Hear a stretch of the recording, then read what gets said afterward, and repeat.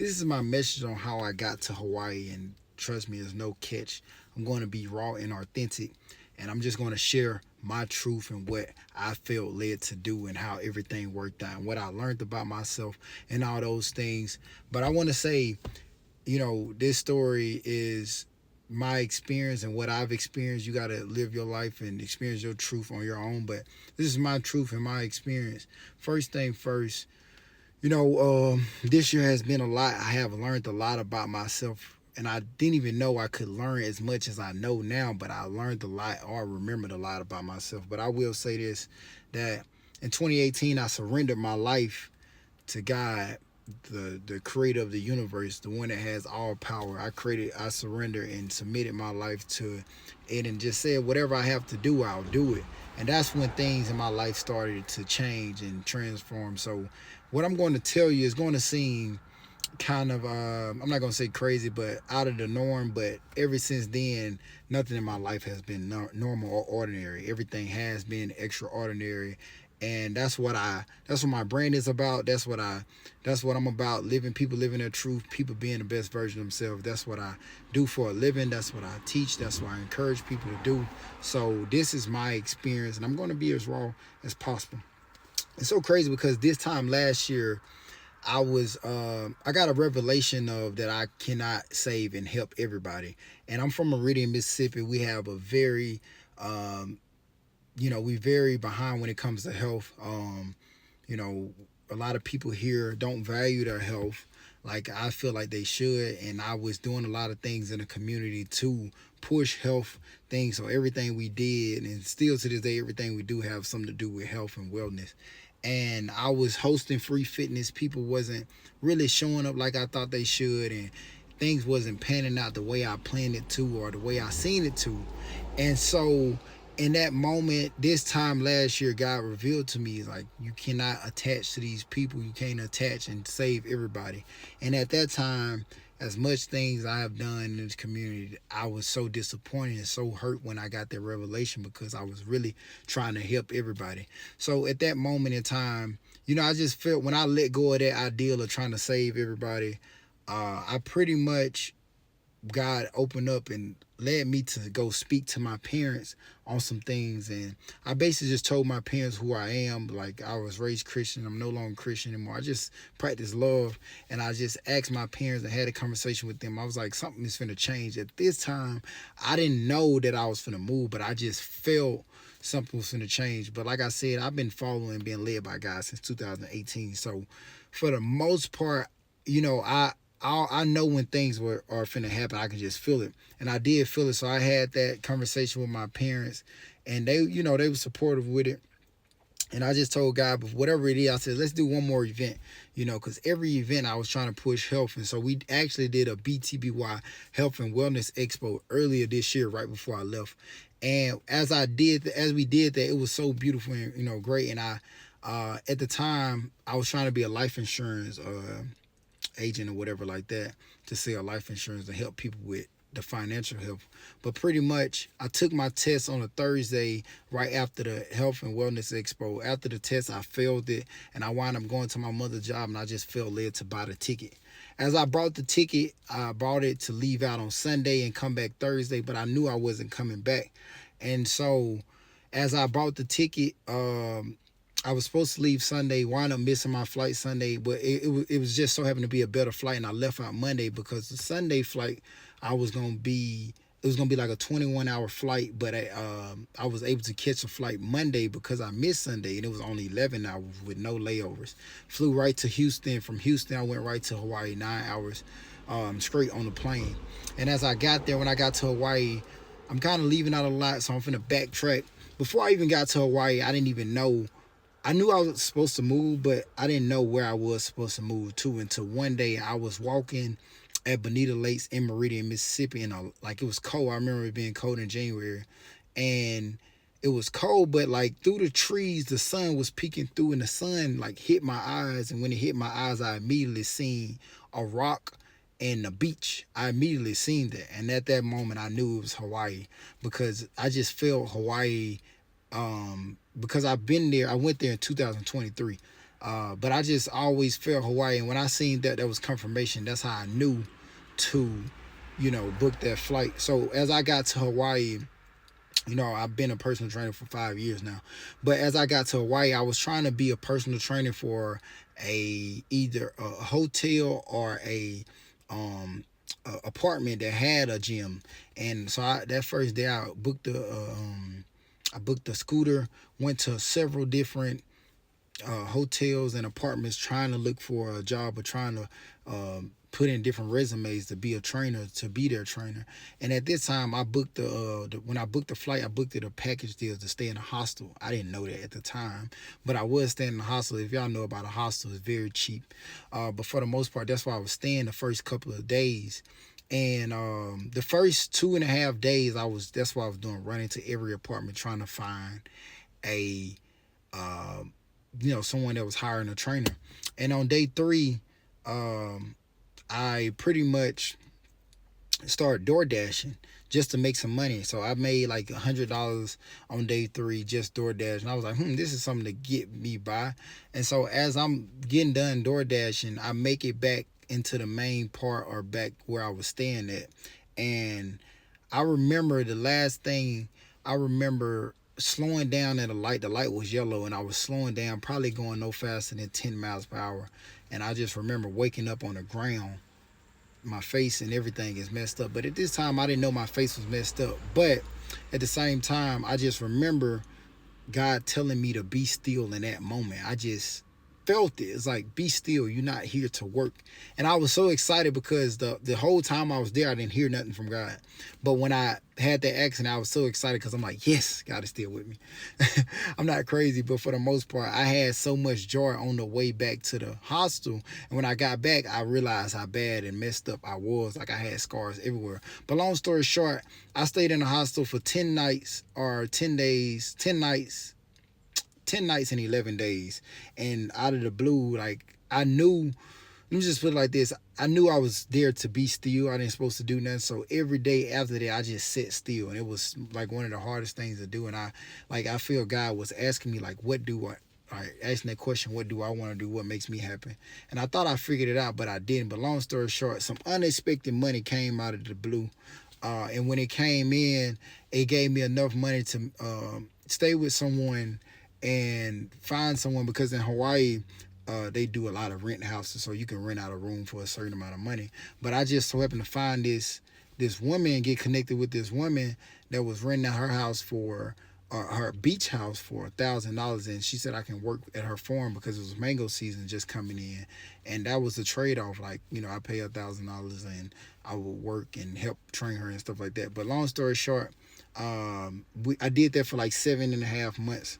And before you know it, I was back on the streets. But let me tell you how I got back on the streets, because that 7.5 weeks, it was so hard for me because I ran into several clients, but I didn't.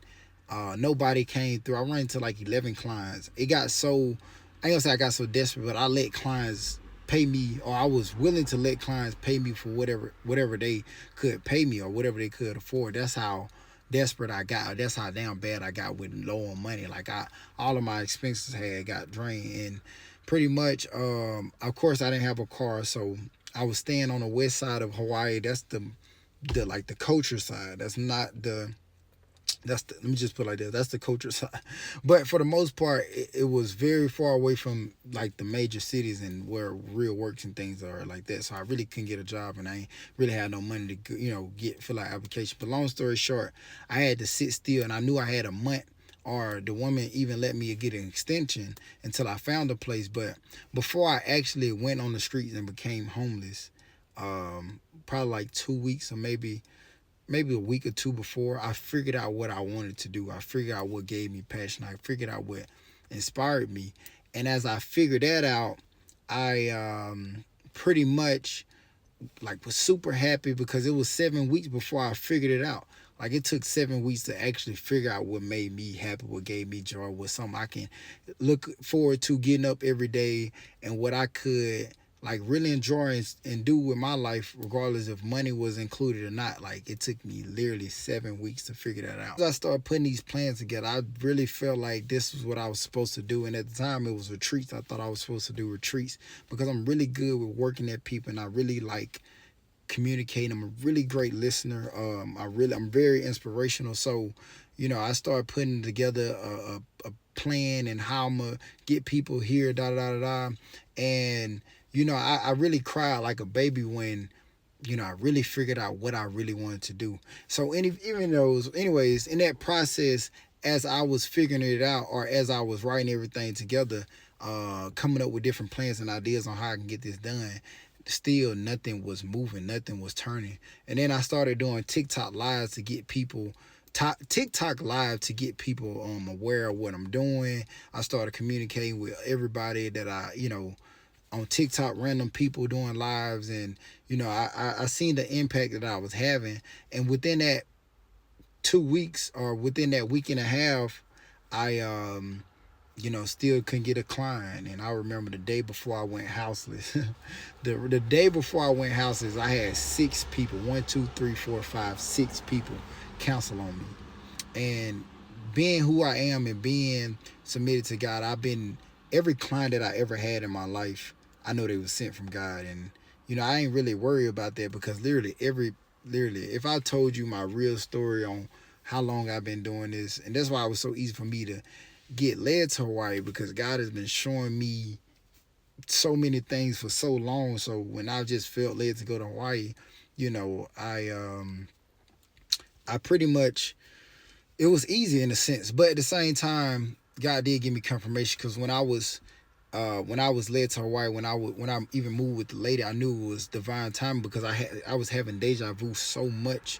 And it's like I experienced all of this. And not only that, when I was at the beach one day and I seen that same exact rock and that same exact beach, it was the same exact moment. It's like I jumped into time way before I even got there. So those moments was helping me to realize like I'm right where I was supposed to be at. But because I wasn't making no money and things like that, I was like in a sense of like, dang, am I in the right space? Am I doing what I'm supposed to do? Like, you had me moving out here and they ain't even got me looking like a fool. But at the same time, it's like that's when you really got to trust God. So I had to trust God in a whole different demeanor. But anyways, let's go right back to the story on figuring out what I wanted to do. So I did figure out what I wanted to do, but in that same moment in time, I was just coming back from walking from the store, and as I'm walking from the store, not my mother, but as I'm walking from the store, I'm watching this video, and this video is explaining what abundance is. And it was talking about true abundance is when you meet random people at the right time. You're always in divine time, and you got good health. You have supernatural, or you have like very strong faith. And these are the things that real what true abundance is. I watched this video, I saved this video, and literally maybe a day or two later, I was out on the streets homeless. And as I'm homeless, like I knew this day was coming because I felt it before I got there. I know it sounds crazy. I had to go through that, but I felt it. So the first day I literally slept on the beach, and it was so dark, pitch dark. The waves were so loud. I remember looking under the stars. You can see every star. Man, that had to be one of the scariest nights of my life. But at the same time, I felt safe because the stars just made me feel very comfortable. But the waves were so loud and it was so dark, so it was like scary. I just didn't ever know. I didn't know if I was going to get washed off on the shore or not. But at the same time, I really didn't go to sleep that night. And I was just like kind of angry at God. I'm like, bro, you brought me way out here. So what happened was I still had a gym membership at Planet Fitness. I got up the next day, or not even the next day. I got up at 4 o'clock that morning and walked to the gym because I knew the gym opened at 5, and it was like a 3.5 mile walk. So I walked to the gym, and as I'm walking to the gym, I see a guy that got a limp.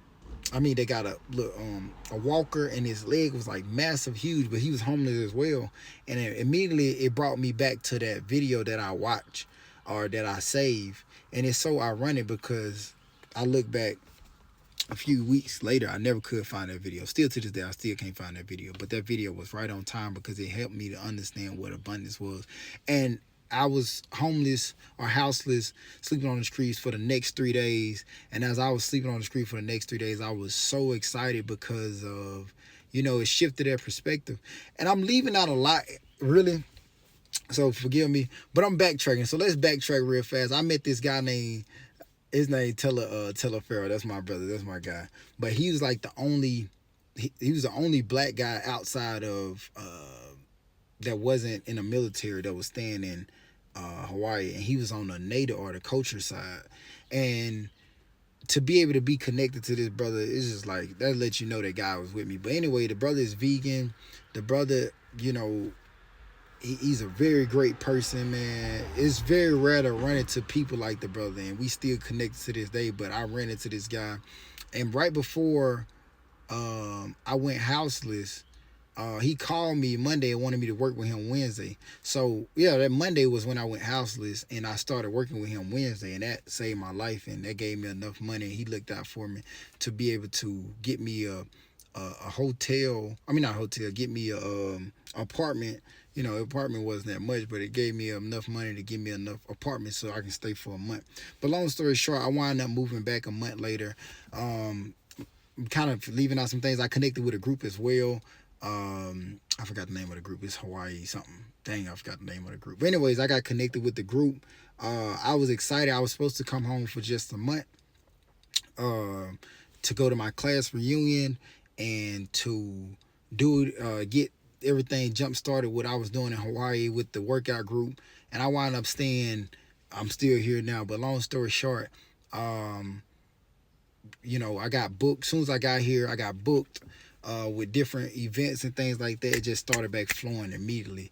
And, it taught me a lot staying in Hawaii, but it taught me a lot to even trust God. So, like this year, like God showed me how valuable I was, or how valuable I am, and how much my presence how much influence I have on other people's lives, just me and my presence, or being in other people's presence. Like I've learned that and morals and principles, like just I learned how to love more unconditional. I learned how to be grateful, like not having nothing. I learned what true abundance was, or true abundance is, like regardless of having money in my pocket or not. I learned how to live life to the fullest, and I'm still evolving. But I'm saying all these things, and I hope you get some out of this. I'm saying all this to say, 2018, I surrendered my life to God. 20 I submitted my will. Like that means no more ego, no more pride, just in the sense of conquering it so it can work for me instead of me working, living through it, or me being controlled by it. And for those that know me, I have done a lot of things in the community, but God has been giving me and putting people in position and putting me in position to help serve since then. So when it was time to go to Hawaii, it was no question asked. Like I knew it was gonna be all right. But at the same time, I was a little nervous, but everything pretty much worked out. And now I'm doing every single thing that I truly love to do. Not for money, not for none of those things. Like I have a workout group. I have a lot of things that I know that it ain't me. I know it's God, but I'm doing those same things that I see myself doing in Hawaii. I'm doing it now, putting everything in motion. And man, I got so many things that are transpired this year that we'll be here for 5 hours if we have to, if I share all these things that just happened this year. And I know like I don't live in time as far as like anymore, because since I've been surrendering, submitted to God, like it's been 7 years, but it felt like, man, it felt like a long time. And this year alone feel like several years in one. And I know like whenever you start to live for God, like you don't rush for time. You just be in the moment. You are grateful. And like most of the time, my days, I don't even know what it consists of. Sometimes like I may get a call, I may get a message, something like this. I may be led here, I may run into this person. But that just for me, that's me living in abundance, and that's me living that extraordinary life. Don't get me wrong, sometimes it is challenging, but for the most part, I know I'm always right where I'm supposed to be at the right moment and right time. So my encouragement for you, this is for you to figure out what works for you, but surrender to God, and your life will be led and lead and live in love, and everything will be all right. I hope you got some out of this message. I'm sending you peace and love. Be the best you.